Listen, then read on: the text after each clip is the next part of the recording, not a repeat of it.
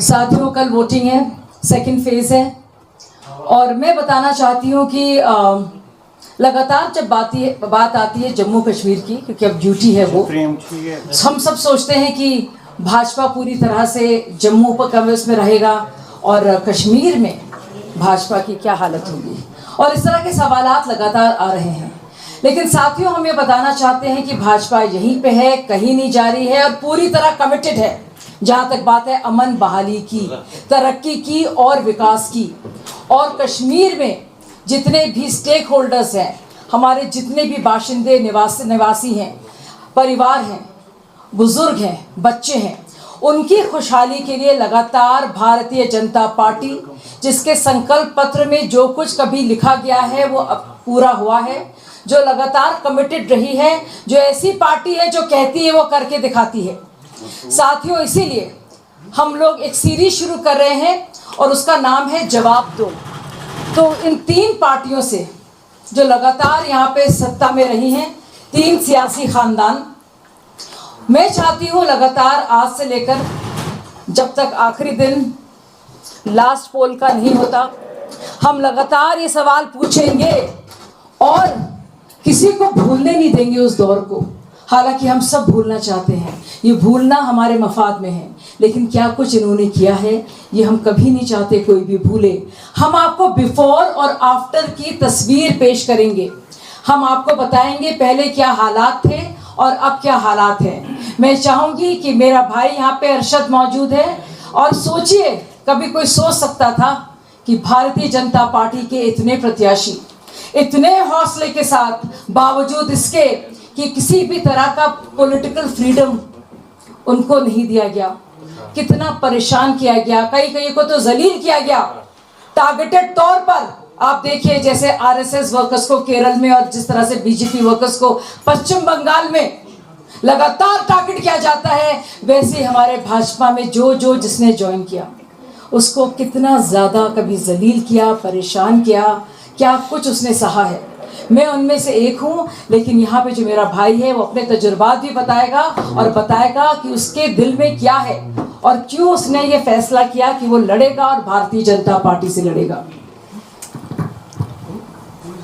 जो शाहजा जी ने बोला, हम एक पॉलिटिकल डिसीट के शिकार हुए 70 साल। जब हम बात करते हैं यहाँ की पॉलिटिक्स में, आप देखिए 70 साल यहाँ पे जो भी कोई पॉलिटिकल स्पेस या सोशो पॉलिटिकल एक्टिविज्म में जो लोग आए, इन्हें से कम किया गया, इनको सफोकेट किया टाइमली। अगर आप देखिए 70 साल की पॉलिटिक्स में अगर हम देखें, यहाँ कहीं पे भी नौजवान को मौका नहीं दिया। यहाँ जो भी रीजनल पार्टीज इवॉल्व हुई, इन्होंने एज वाइज लीडरशिप को क्लासीफाई किया, ग्रेडिंग की।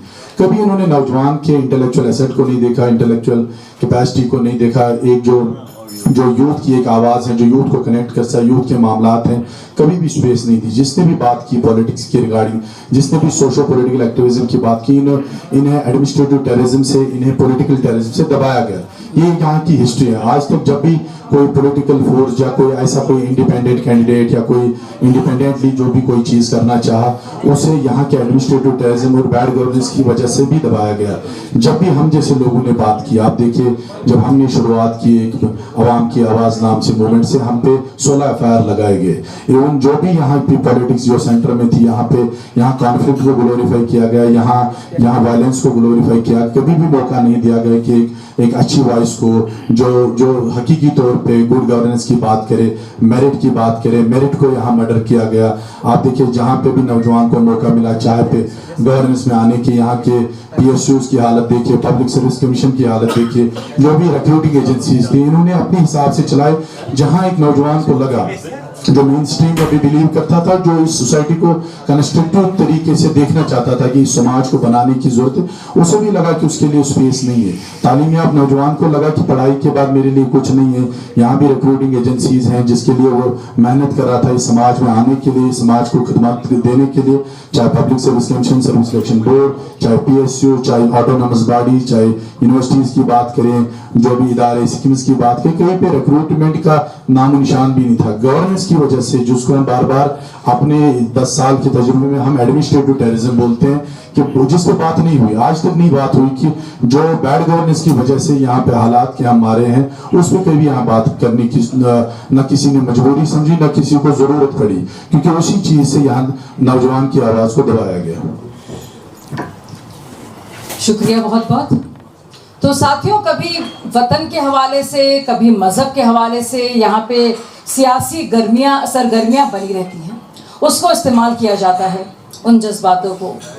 मैं पूछना चाहती हूँ, इन सब से हटकर हमारे घरों में हालात कैसे हैं? किस तरह से अमन ज़रूरी है तरक्की के लिए? कितने पुल, कितनी सड़कें, रेलवे लाइन ज़रूरी हैं?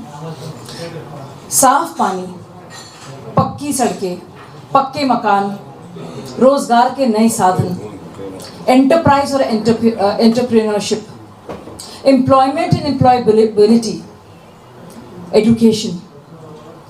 असली आज़ादी इन सब से, जो चाहे हड़तालबाजी हो उससे आज़ादी, चाहे बेरोज़गारी हो उससे आज़ादी, चाहे अलगाववाद हो उससे आज़ादी, चाहे दहशतगर्दी हो उससे आज़ादी, चाहे लगातार कैलेंडरबाजी हो उससे भी आज़ादी, चाहे लगातार परिवारवाद हो उससे भी आज़ादी। यही है सच्ची आज़ादी।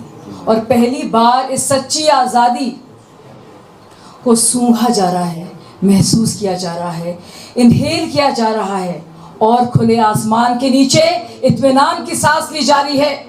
इंतखाबात होते रहेंगे साथियों, लेकिन हम ये कहना चाहते हैं कि भारतीय जनता पार्टी जिस लक्ष्य के साथ लगातार अपने संकल्प पत्र में कश्मीर को दिलो जान से, खुलूस और मोहब्बत के साथ एक खुशहाल राज्य की तरह स्टेटहुड बहाल करने के साथ साथ बेहतर इकॉनमी, तरक्की पसंद और हर एक पैमाने पर विकसित तौर पर देखना चाहती है, ये कमिटमेंट हमारा कभी भी ख़त्म नहीं होगा, चाहे कुछ भी हो जाए।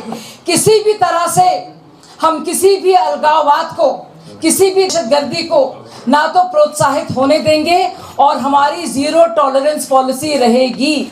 आपने देखा है वो क्या दौर था, कैसे घुटने टेकते थे लोग इन अलगाववादियों के सामने, हिम्मत नहीं होती थी।